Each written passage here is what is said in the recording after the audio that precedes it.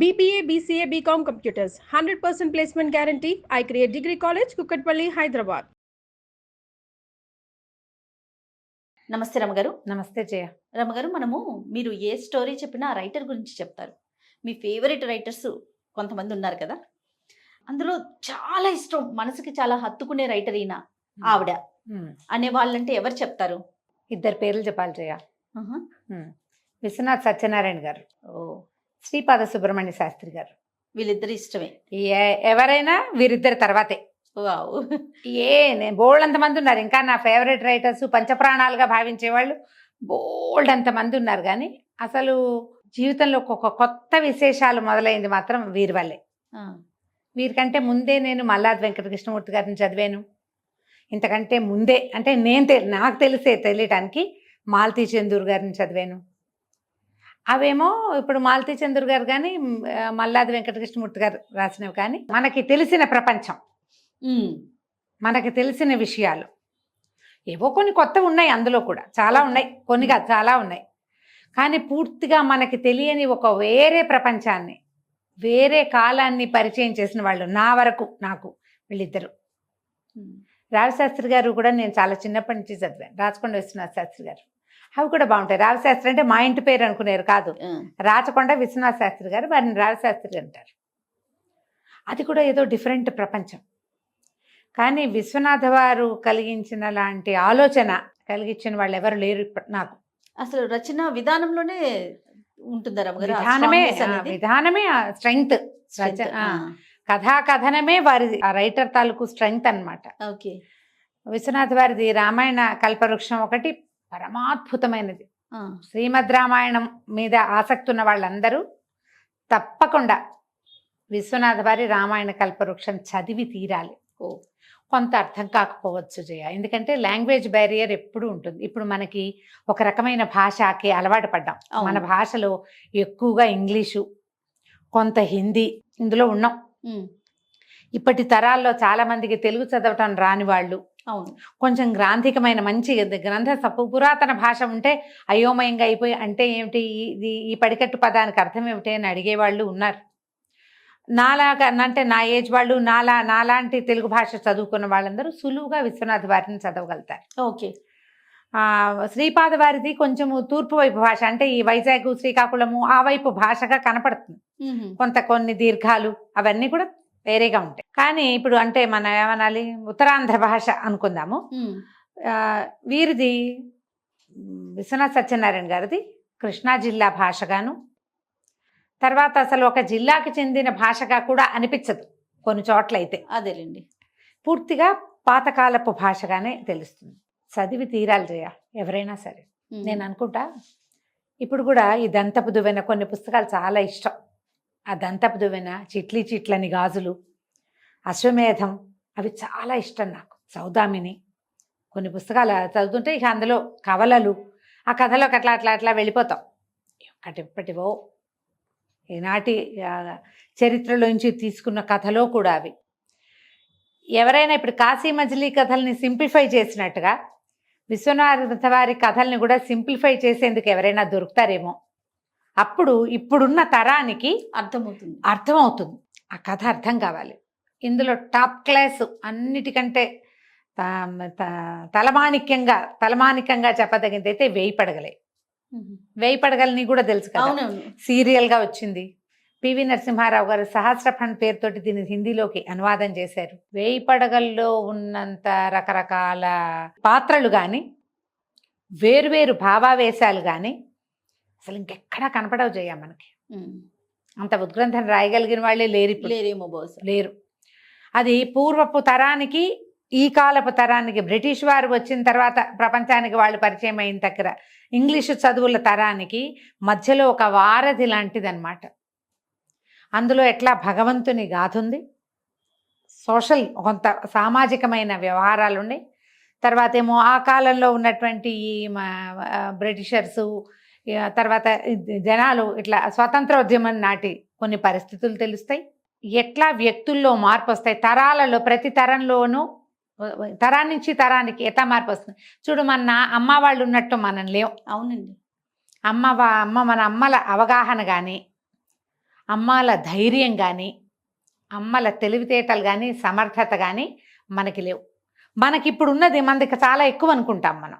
మన ముందు తరంలో ఉన్న సామర్థ్యమే వేరు, ఆరోగ్యాలు తిండి కూడా వేరు. ఇప్పుడు మనకున్నది మన తర్వాత తరంలో లేదు, వాళ్ళకున్నది ఆ తర్వాత తరంలో ఉండదు. వీళ్ళు ఇప్పుడు తరం మారే కొందికి వీళ్ళకి కూడా ఏవో ఉంటాయి ఎబిలిటీస్, ప్రతి వాళ్ళకి కూడా కొన్ని ఏవో పెరుగుతూ ఉంటాయి.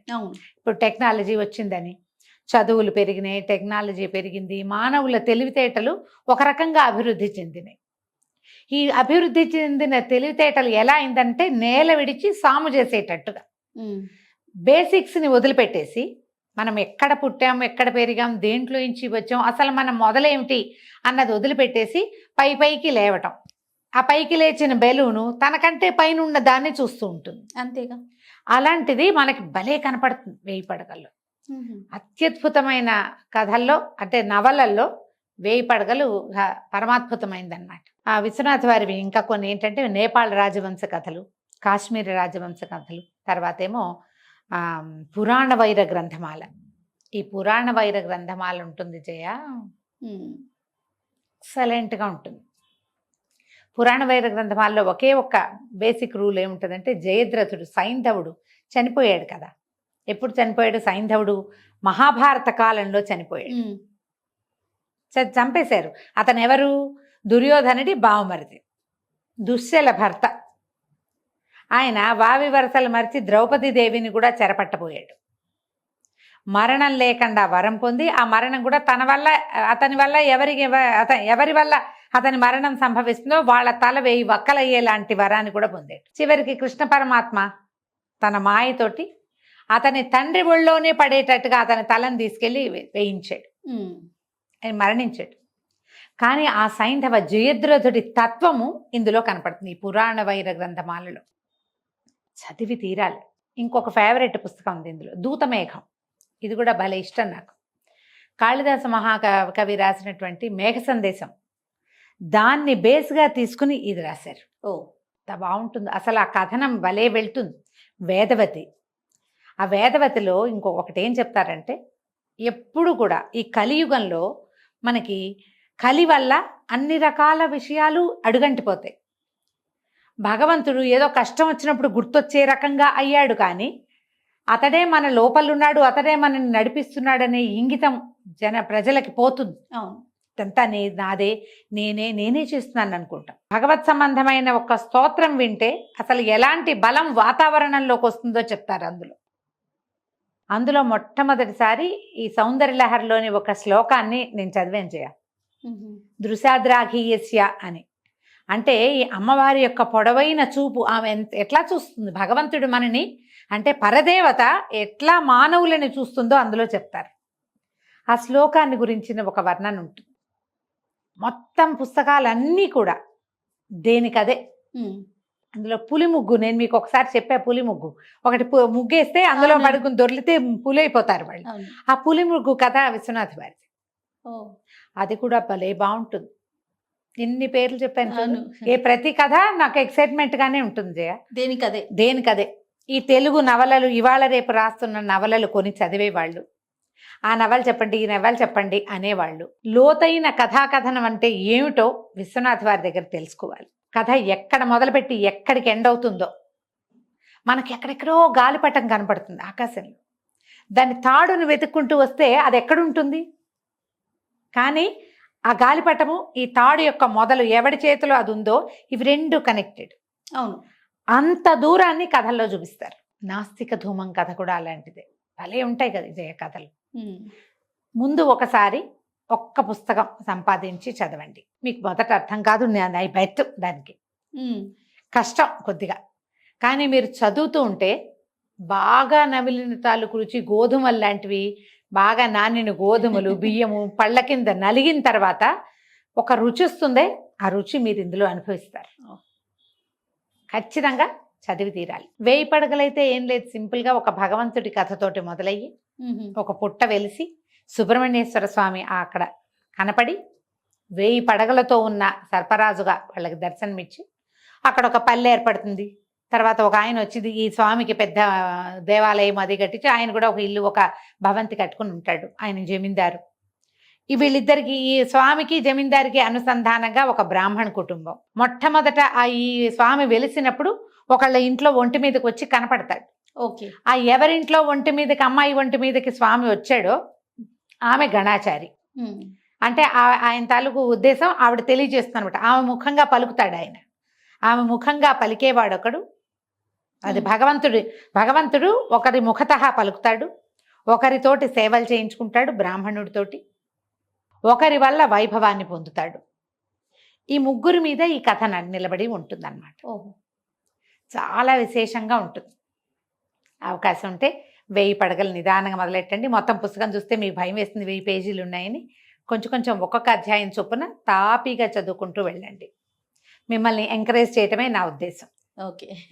విశ్వనాథ్ వారి వైపు ప్రతి తెలుగువాడు చూసి తీరాలి.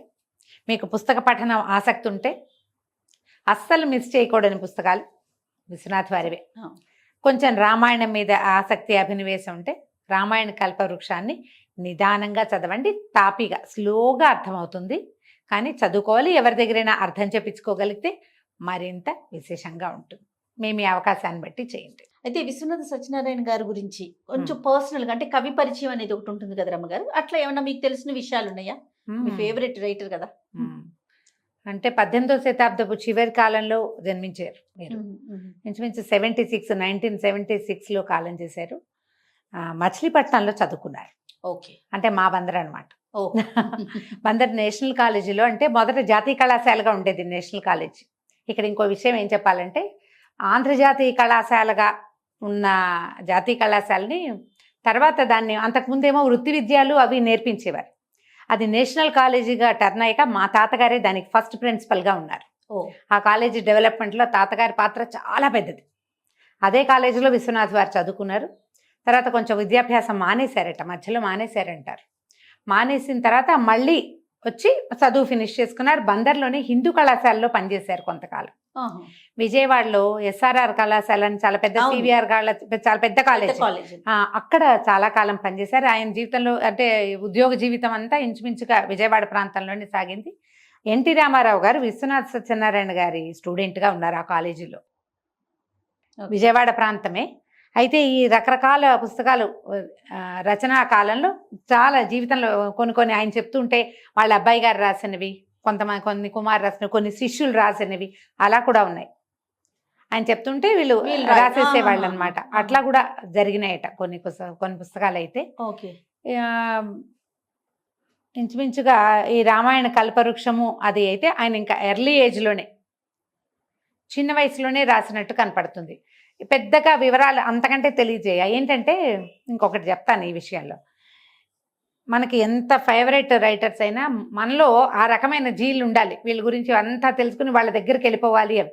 నాకు ఊహ తెలిసేసరికి వాళ్ళు వెళ్ళిపోయారు. ఇంచుమించుగా మా తాతగారు విశ్వనాథ్ వారు సమకాలీనులే. ఏవైనా సభల్లో అక్కడ కూడా కలుస్తూనే ఉండేవారు. మా నాన్నగారికి ఇష్టం ఉండటంతో ఏమైంది, మా ఇంట్లో, మా లైబ్రరీలో, కాలేజీ లైబ్రరీలో అప్పటికి ప్రింట్ అయిన అన్ని పుస్తకాలు మా దగ్గరకు వచ్చినాయి. అదేలేండి. తర్వాత ప్రింట్ అయినవి కూడా. ఇటీవల ఏం చేసామంటే పాత పుస్తకాలన్నీ చిరిగి పలచబడిపోయినాయని మళ్ళీ ఒక ఫుల్ సెట్ కొనుక్కున్నాం అనమాట. మళ్ళీ చదవడానికి అవకాశం ఉంటుందండి. ప్రతి వాళ్ళు కూడా, తెలుగు వాళ్ళు పుస్తక పఠనం మీద ఆసక్తి ఉంది అని అనుకున్న వాళ్ళంతా కూడా మన ముందు కాలంలో లబ్ధ ప్రతిష్ఠులైన విశేషమైన రచనా ప్రజ్ఞ కలిగిన రచయితల్ని తప్పకుండా తెలుసుకోవాలి. వారి పుస్తకాల్లో కొన్నిటినైనా చదవాలి. ఇప్పుడు వీరిని పరిచయం చేసామా, ఇంకొకసారి ఇంకొక రచయితని గురించి చెప్తాం. ఈసారి నువ్వు అన్నట్టు ఇంకా వారి జీవిత విశేషాలు కూడా తెలుసుకునే ప్రయత్నం చేసి అవి కూడా ఇంకా చెప్తాను. రైట్. నమస్తే. నమస్తే.